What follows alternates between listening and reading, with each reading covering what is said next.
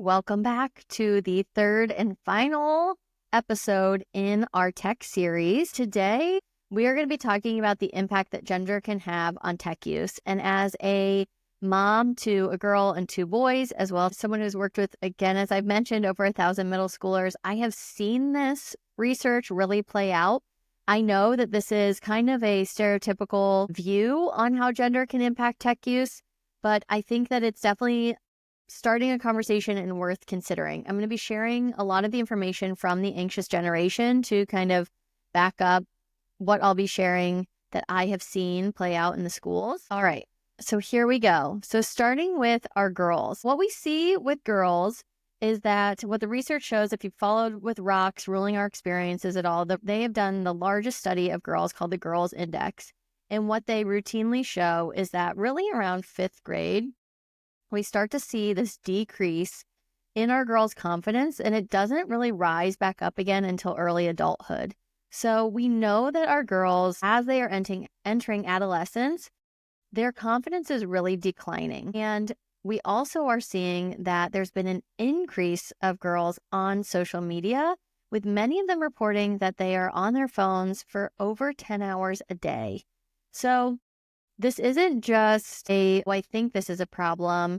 We now have the research that, especially for our girls, that says social media use is a cause of anxiety, depression, and other ailments, not just a correlation. And that is from the research of the anxious generation. And I know that sometimes people can push back on that and say there are a lot of other things going on. And while there are some other factors happening, I can tell you from what I have seen that I do agree with this, that social media has really increased the anxiety and the depression that we are seeing with our girls. You know, when I first started working with middle schoolers, every year in 7th and 8th grade, we start talking a lot about depression and just what to look out for. And the stat used to be that I would say when I started was 1 in 5 students will have a mental health disorder. And now the stat is 1 in 3, with anxiety being the number one. So it has increased. And what we've seen, though, is that it is a direct correlation to this social media because, again, our girls' confidence is low. They're seeking for information on who they are. They're trying out different personalities. They're trying to figure out different friendships. And then they get all of this information on social media about how they should show up, how they should be, and a lot of messages that are really harmful to their mental health. We want to just really be mindful about, especially our girls, and the use of social media. So ways that social media is impacting our girls. I talked about that significant increase in anxiety and depression. There's also perfectionism, right? Like we've got all these filters and all these things happening. So these girls are trying to fit into certain bubbles and be perfect, even though we know there's no such thing as perfect. So the pressure is on even more than it already was during this adolescent time.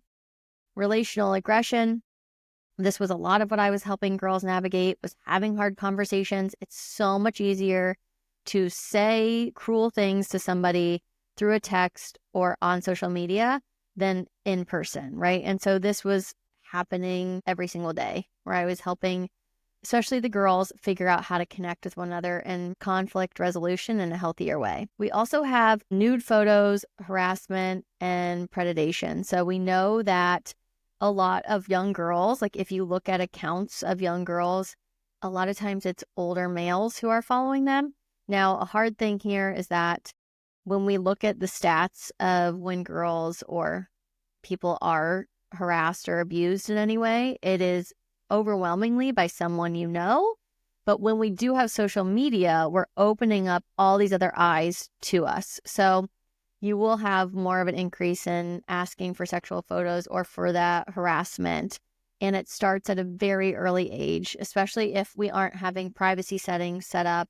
Or like I would see this a lot on Snapchat, where kids would be getting asked for nude photos from kids they've never met before and feeling really pressured to send them because they were saying, like, if you don't do this, I'm going to call your family or whatever it might be. And they're 7th graders and they don't know what's true or what's not. And so it's really scary. We also see this loss of quality friendships. So now it's all about social media and how you portray yourself and who you know and how many likes you get. And so it's not just about you're my friend because you're my friend. It's, kind of that, how many followers do you have?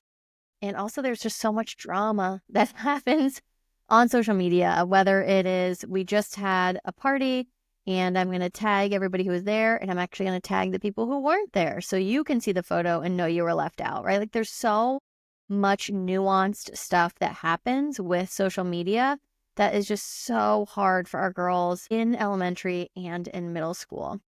So really the main apps, like the number one app that we should be really concerned about is Snapchat. And this is because, again, it deletes, but it doesn't actually delete. We would always have the prosecutor's office come in and talk to our kids, which is always kind of scary, but they needed to hear that these snaps, they don't delete. We can find and get anything that you post online.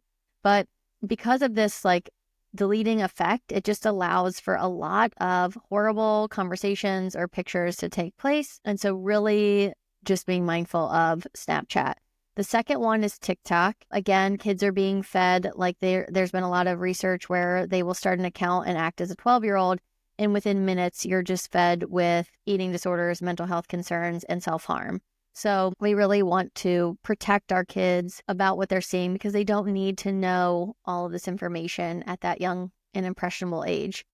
And another big one to think about is Instagram. While we're trying, I think, to put some parameters in place, really, kids can still have access to anything, especially if it's a public account. And so really just the DMs, the posts, we want to be mindful of what our kids are, not only what they are putting out there, but also what they are seeing. So really social media for our girls is the number one thing that we should really be watching out for and delaying for as long as possible. And I would even say something that we can't delay it, but something to just be mindful of is group chats, group texting. We make jokes as like adult women that these are fun and we love it. But as middle school kids, it's hard. You're either constantly getting kicked out or someone's talking about you for everybody else to see.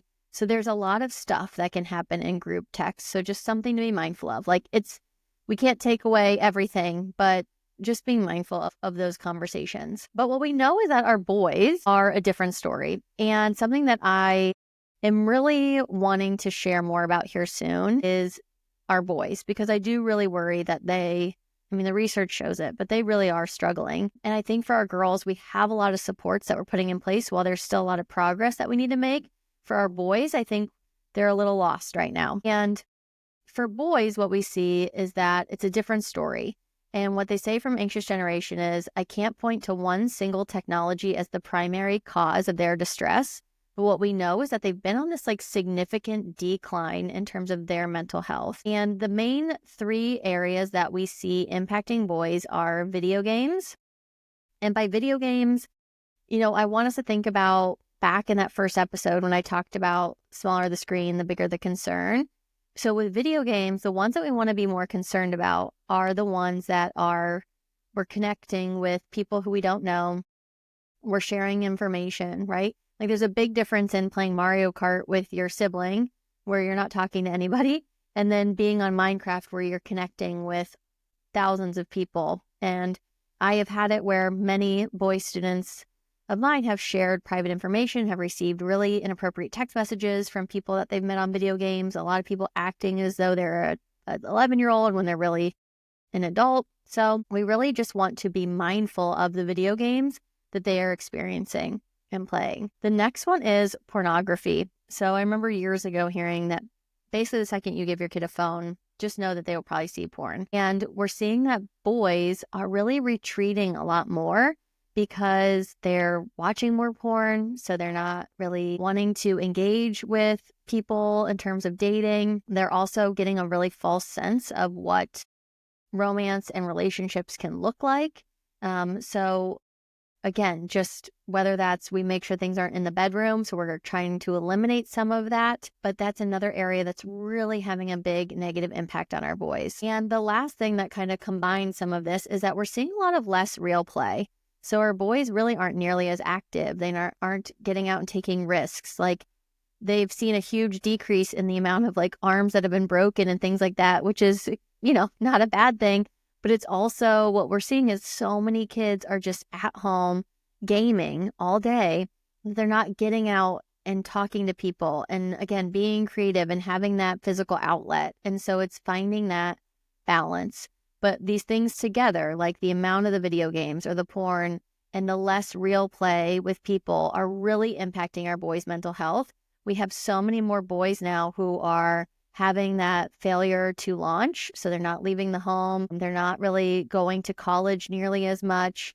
So we know that their mental health is struggling and they're given messages to not ask for help as much. So two very different ways that we see technology impacting our kids, but things that we'd be really mindful of. I mean, I will have male students who have social media who are barely ever on it or who barely text their friends because that's just not what they want to do. But they are wanting to stay home all day to play video games because they are just addicted to the gaming systems. Really thinking about, if you have kids of multiple genders, knowing this information, how can you be intentional about when you're giving access to tech, which type of tech you're giving access to, and just figuring out how to best support them in their mental health. A few things to wrap up this episode just to think about are you surprised at how technology impacts our girls versus our boys? After hearing all of this information that I've shared over the past 3 weeks, what are your 2 to 3 main takeaways? Is it the family tech tips? Is it the boundaries? Or is it the gender use? And then what action will you put in place immediately now that you've heard these 3 things? Is it that maybe you're thinking about which gift you want to give this year for Christmas? Or that if you are giving something of technology, that you're going to be super intentional about where you're charging it, when kids have access to it. You're going to set it up with parameters in place before you even give it to them. So again, you're already just starting them off from the ground being successful. I hope this was helpful. And I am always happy to connect about tech. This is a huge thing impacting us and our kids. As somebody who has seen this every single day, I am always happy to talk about how to make this feel like the right fit for your family so you aren't worried about your kids' mental health and you aren't worried about the boundaries that you have in place when it comes to tech.